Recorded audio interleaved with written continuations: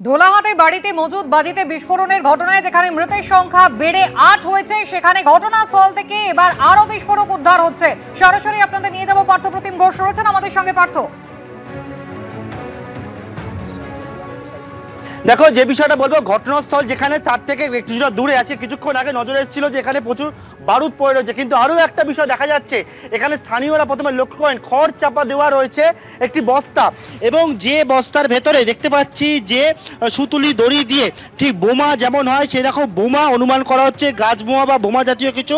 সেই বোমা বস্তাবন্দি অবস্থায় রয়েছে, এক বস্তা বোমা, সেই বোমা কিন্তু এখানে রয়েছে বলে অনুমান করছেন স্থানীয়রা। এবং এখানে খড় চাপা দিয়ে কোনো রকমে এখানে রাখা রয়েছে।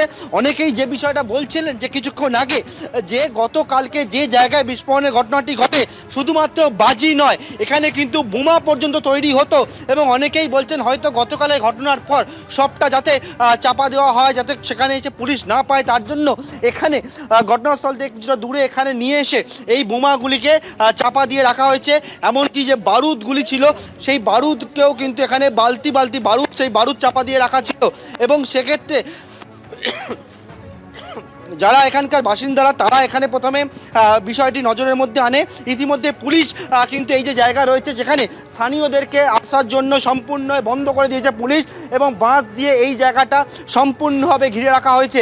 একটা ফাঁকা জায়গা, চাষের যে জমি, সেই জমির মধ্যে এই জায়গায় আমার সহকর্মী দিব্যেন্দু যে ছবি তুলে ধরছে, যে জায়গায় বাজিতে গতকালকে বিস্ফোরণের মতো ঘটনা ঘটেছিল, বাড়িতে 8 জনের মৃত্যু হয়, তার থেকে বাড়ি থেকে কিছুটা দূরে এই রকমভাবে খড় চাপা দেওয়া অবস্থা, একটা বড় বস্তা, সেই বস্তার ভেতরে এই জায়গা থেকে যদি দেখা যায়, যতটা সম্ভব আমরা দেখাচ্ছি অবশ্যই এখানে না টাচ করে, কারণ এখানে দেখা যাচ্ছে ভেতরে বোমা জাতীয়, অর্থাৎ বোমা বলে অনুমান করছে পুলিশ, বোমা বলে অনুমান করছে হচ্ছে স্থানীয়রা, এবং সেই মতো বোমা এখানে চাপা দিয়ে রাখা রয়েছে। এবং শুধু একটা বস্তা নয়, পিছন দিকে আরও বস্তা রয়েছে। আমি দিব্যেন্দুকে আসতে বলবো এই দিকটাতে, পিছন দিকটা এই যে জায়গা রয়েছে এখানেও কিন্তু আরও বস্তা রয়েছে।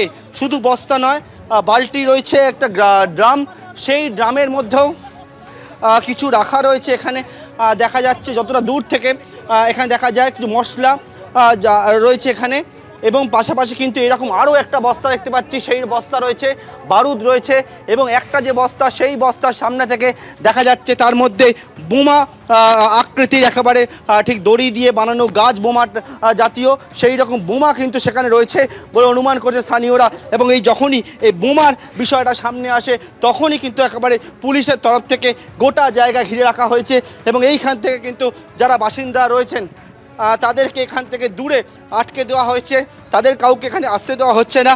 কারণ এই যে জায়গা রয়েছে যেখানে আমরা দাঁড়িয়ে রয়েছি, ঘটনাস্থল এই সোজা এই প্রান্তে, এবং সেখান থেকে কিছুটা দূরে এই যে জায়গা রয়েছে এখান থেকে বেশ কিছু জিনিসপত্র চাপা দিয়ে লুকোনো অবস্থায় রাখা ছিল, এবং সেটা মনে করা হচ্ছে সেখানে বোমা রাখা রয়েছে, এবং পুলিশ বর্তমানে জায়গাটিকে ঘিরে রেখেছে।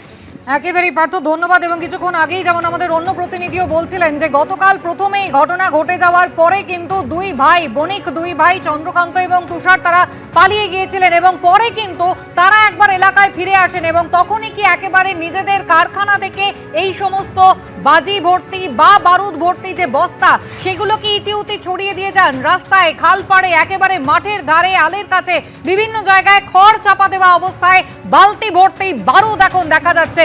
পুলিশ ইতিমধ্যেই ব্যবস্থা নিয়েছে, স্থানীয়দের সরিয়ে দেওয়া হয়েছে নিরাপদ দূরত্বে।